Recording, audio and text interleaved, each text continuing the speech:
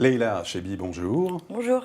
Vous êtes militante politique à l'origine du collectif Jeudi Noir, porte-parole de la France Insoumise, et c'est vous qui avez en charge la thématique du logement pour le mouvement. On va voir avec vous quelle politique du logement justement vous entendez mener et les mesures dans le domaine de l'immobilier que vous préconisez si bien sûr Jean-Luc Mélenchon est élu à la présidentielle. Tout d'abord, alors, quel bilan faites-vous de la loi ALUR et en fait de la politique du logement depuis 5 ans ? Pour faire le bilan de la politique du logement, je voudrais rappeler le chiffre qui a été donné par la Fondation Abbé Pierre lors de la remise de son dernier rapport annuel, qui expliquait que dans le pays, il y avait 4 millions de personnes qui étaient mal logées et que si on prenait les personnes qui étaient fragilisées de près ou de loin par la crise du logement, ça faisait 14 millions. Donc je pense que ce chiffre, il est clair sur le bilan de la politique du logement. Depuis 10 ans, en fait, on peut dire qu'il y a eu un échec des politiques du logement. Et alors qu'en ce qui concerne la loi ALUR, c'est vrai qu'il y avait des bonnes intentions. La loi ALUR, elle aurait pu permettre de changer la vie des gens, de garantir, d'aider les gens à avoir un logement digne et abordable. Mais le problème, c'est qu'elle a été soumise au lobby de l'immobilier et elle a été détricotée. Concrètement, il y avait un bon projet qui était à la base l'encadrement des loyers. L'encadrement des loyers, il existe maintenant qu'à Paris. Et à Lille maintenant, mais il n'est pas du tout généralisé à toute la France. Alors, qu'est-ce que vous comptez faire typiquement, concrètement, encadrement des loyers, vous souhaitez l'étendre dans toutes les zones tendues, c'est ça ? Alors nous, en ce qui concerne l'encadrement des loyers, on veut l'étendre à toute la France. Et puis surtout, on part du constat qu'aujourd'hui, le taux d'effort, c'est-à-dire la part des revenus qui est mise dans le loyer est beaucoup trop important. Et plus on est pauvre, plus la part des revenus mise dans le loyer est importante. Je citerai juste un chiffre, les 10% des ménages les plus pauvres mettent 55% de leurs revenus dans le loyer. Ce qui fait que vous êtes obligé d'arbitrer après entre est-ce que je vais acheter à manger, je vais remplir mon frigo, je vais dépenser des frais pour la santé, ou est-ce que je vais payer mon loyer. Donc nous, ce qu'on veut faire, c'est donc encadrer les loyers. La loi actuellement, pour Paris, ce qu'elle dit, c'est qu'on prend l'ensemble des loyers, on prend le loyer médian et les loyers n'ont pas le droit de dépasser 20% au-dessus du loyer médian.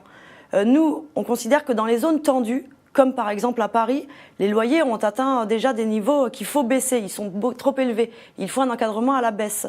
C'est pour ça que ce qu'on propose, c'est de prendre le loyer médian, et de poser une limite qui soit 20% en dessous du loyer médian. De 20% les loyers médians. Dans les zones tendues, évidemment, là où il y a besoin, là où il y a un décalage entre l'offre et la demande, pas au fin fond de...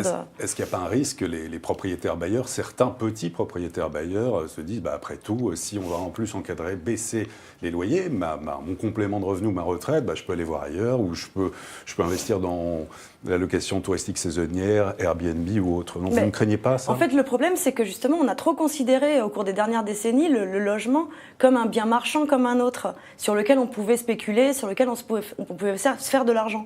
Mais qu'on spécule à la limite sur des tomates, les gens peuvent manger des haricots verts. Mais quand on spécule sur le logement, c'est quelque chose dont on ne peut pas se priver.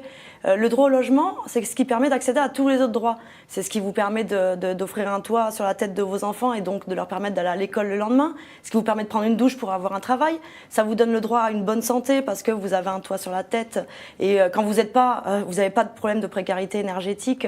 Et donc vous avez moins de problèmes de santé. Donc nous, clairement, nos propositions visent à sortir le logement des mécanismes du marché dans lequel il a été trop mis. Et inscrire le droit au logement dans la Constitution, à la fois pour que chacun ait droit à un toit tout au long de sa vie, au moins un logement social. C'est ça la grande idée avec la sécurité sociale du logement. Alors il y a plusieurs choses. D'abord, c'est vrai qu'une première mesure symbolique, avant tout, c'est de mettre le droit au logement dans la Constitution, parce qu'il n'y figure pas.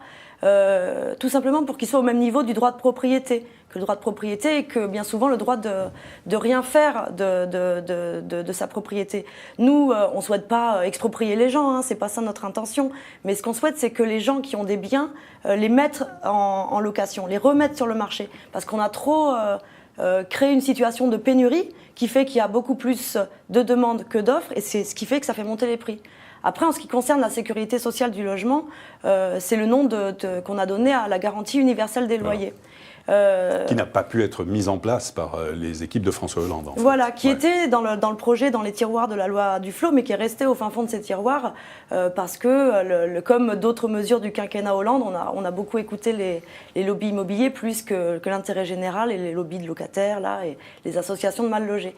Donc la garantie universelle des loyers, en quoi ça consiste? C'est une assurance pour le propriétaire en cas d'impayé. On estime que les impayés de loyer, c'est 2,5% de l'ensemble des loyers qui sont versés. Donc on crée une caisse sur laquelle on met 2,5% de chaque montant du loyer. Et en cas d'impayé, le propriétaire est indemnisé. Ça permet de sécuriser le propriétaire et surtout, ça permet de favoriser l'égalité d'accès au logement. Parce qu'actuellement, vous avez un système de caution parentale qui fait que quand on a des parents riches, on a plus de facilité pour se loger. Quand on a des parents qui n'ont pas de revenus suffisants ou moins suffisants que le voisin, vous avez un parcours du combattant et des difficultés d'accès au logement. Si la garantie universelle des loyers elle est obligatoire et universelle, c'est-à-dire qu'elle s'applique à tous les logements loués et elle supprime le système de la caution parentale, ça permettra vraiment de favoriser l'égalité d'accès au logement. Et pour justement que les jeunes aient accès au logement plus facilement, qu'est-ce que vous comptez faire? Alors déjà, c'est vrai que nous, on propose de construire massivement du logement public. On préfère le terme de logement public au terme de logement social, parce qu'on considère que le logement social ne doit pas être réservé aux pauvres et a une vraie vocation généraliste, pas pour des questions idéologiques, mais avant tout par pragmatisme, parce que actuellement les prix du privé sont beaucoup trop élevés, et même quand on a des revenus décents, dans une ville comme Paris par exemple, c'est impossible de se loger dans le parc privé. Et vous voulez encadrer aussi les transactions? Les autres transactions immobilières. C'est-à-dire au-delà d'un million d'euros. Au-delà d'un million d'euros. C'est-à-dire en fait quand on a une transaction au-delà d'1 million d'euros, c'est-à-dire quand je mets en vente un bien qui fait plus de 1 million d'euros, on propose une taxe sur les hautes transactions immobilières. Cette taxe, elle sera progressive, de bien quelle évidemment. Ordre à peu près pour avoir une idée? On a calculé, on a réfléchi à un barème. En tout cas, on a réfléchi à ce barème et on a calculé que ça devrait nous rapporter 5 milliards d'euros. Et ces 5 milliards d'euros, on s'en servira pour financer la garantie dignité, qui est une autre mesure de notre programme, qui consiste à compléter les revenus que les gens perçoivent quand ils sont en dessous du seuil de pauvreté. On additionne tous leurs revenus et on complète à hauteur de 2 000 euros, ce qui est le seuil de pauvreté. Taxe foncière, taxe d'habitation, qu'est-ce que vous comptez faire dans le domaine? Est-ce que le logement est trop taxé selon vous? Alors pour la taxe foncière, justement, on parlait tout à l'heure de notre plan de construction de 200 000 logements publics par an. Je précise juste pourquoi 200 000. C'est parce que ça fait 1 million sur la mandature et ça permet de rattraper le retard qui a été accumulé depuis 40 ans par les gouvernements successifs quand on regarde l'évolution démographique et la construction de logements publics. On a un coût, tout ça, ça a un coût, c'est 1/5 du plan d'investissement de la France insoumise, c'est-à-dire que ça fait à peu près 18 milliards d'euros, mais c'est un choix politique que de construire massivement du logement.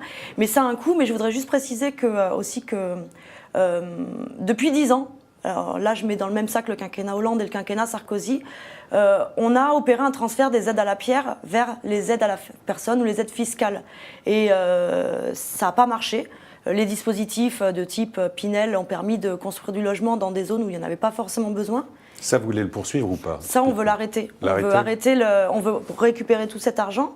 Mais s'il n'y a plus d'investisseurs privés, comment il peut y avoir des constructions, notamment dans le privé? Alors, on propose des prêts à taux zéro en ce qui concerne la construction de logements publics. Mais en tout cas, nous, on mène vraiment, notre politique du logement, elle se fait à l'aune d'un objectif qui est l'objectif d'efficacité, permettre à tous et toutes d'avoir un logement digne et abordable et répondre de façon urgente à la crise.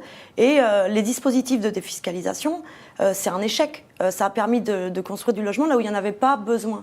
Et nous, notre politique du logement, c'est de construire massivement du logement, mais avant tout là où il y en a besoin, en fonction des besoins du territoire. Et construire aussi moins cher là où il y a vraiment des besoins, c'est ça? Et là où il y a vraiment des besoins, oui. Alors, donc, renforcer les aides à la pierre, les aides de l'État pour construire du logement. Leïla Achaibi, merci beaucoup. Merci à vous. Et à très